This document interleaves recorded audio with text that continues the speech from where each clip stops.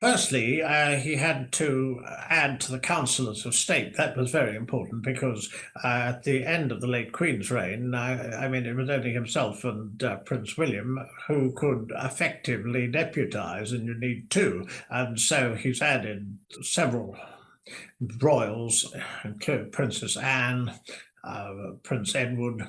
The facts simply are, with Harry and Meghan, that after Spare, enough was enough. So he had them evicted from Frogmore Cottage, and I don't think they expected it, and they certainly didn't like it.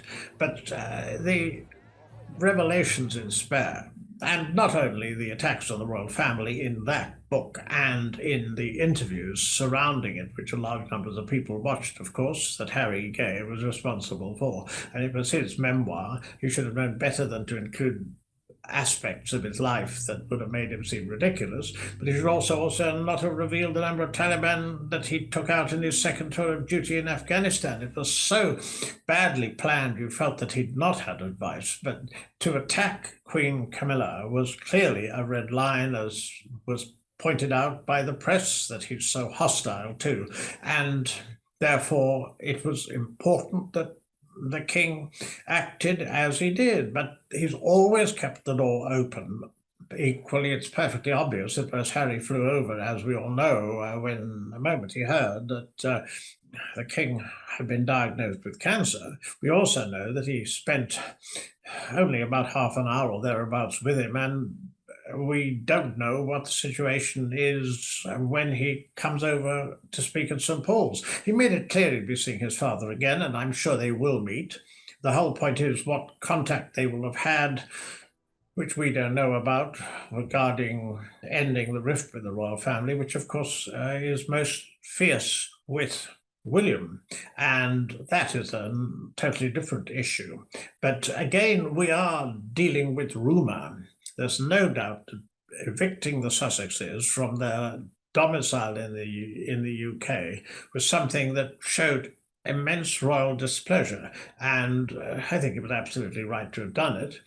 Equally, there's also no doubt that the row with him in Scobie later in the year and all of that was also very, very unhelpful. But what one's not going to get now, and the Sussexes, they monetize their connections with the royal family. They also have enormous audiences when they attack it, as we've seen in the past. You won't get that now for obvious reasons, or at least I'm pretty certain not.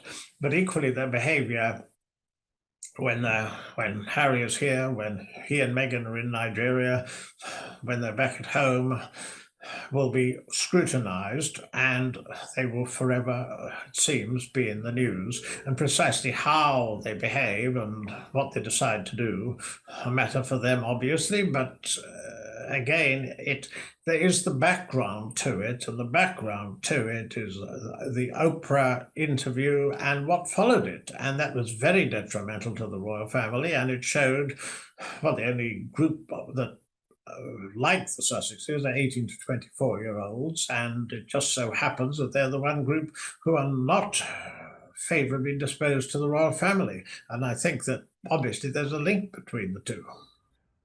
Potential there was terrifying because what you had firstly was Harry saying that he'd cut several hundred pages out of his memoir Spare because they were going to be too hurtful. Now that implied he might use them subsequently. And then there was the early life that he could have written about, and Meghan in fact could have written her autobiography. You had the possibility of this deal with Random House that there were reports that it involved four books.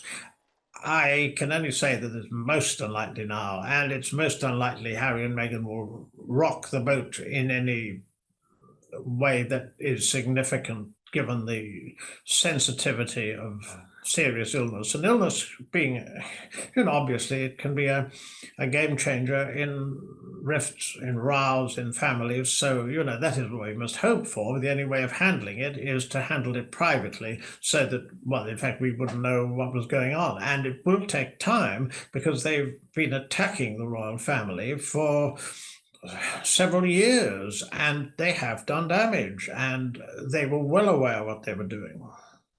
I think that King, thinking back to the coronation, will think it was successful. I should think that he and Queen Camilla are pleased that it's over, that they got through it. There were moments of nerves, and we could see that. But no, I think it was a successful ceremony.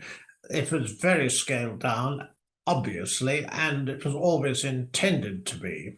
But I think it was successful, and I think they will regard it as a success. Looking back over the period, then to now, he will be specifically pleased to have had a coronation that was more diverse and that it included elements of his very, very strong feeling that Britain's multi-faith society would be reflected, which it was. And I mean, it was so different after all, 8,000 guests cut to 2,000, but very, very significant to show the pull of the monarchy. Some 160 or so countries actually represented. Now that's amazing, and that's a very good example of the soft power that goes with monarchy. I think what has happened now he is receiving treatment for cancer. One of the changes in style that we've seen since he became king, he has been able to speak out firstly about his prostrate to make or to raise awareness about it. And we know there was so much interest in the NHS website after that, and then subsequently to become patron of Cancer Research UK. I mean, again, to raise awareness, and nobody can do that like the royals, but equally, of course, I mean, it's the very last thing that he would wish to do in the circumstances, but what it does illustrate is, I think, an insight into his style. I would say that what he's done is emphasize the humanitarian aspects so far of his reign, because, I mean, obviously continuity has been a big part of it. But what we've seen is the two issues we know he feels strongly about in the environment and interreligious understanding, and the fact that he knows that Britain as a multi-faith society is so much more diverse and a great deal stronger in many ways for that. Tripping the Colour is one of the highlights of any royal year, with its balcony appearance afterwards and the Mall, the perfect route for a magnificent procession, which this is. And also there's Royal Ascot, so dear to his mother's heart and a tradition that he wants to keep up. And then there's the week in Scotland. Will he be able to do all of these things or some of them? I mean, the answer is we'll just simply wait and see, and also hope, because obviously the more he can do, the better, and the more encouraging it is for him, and that will help him clearly to pick up more. But obviously medical advice has to be pretty central.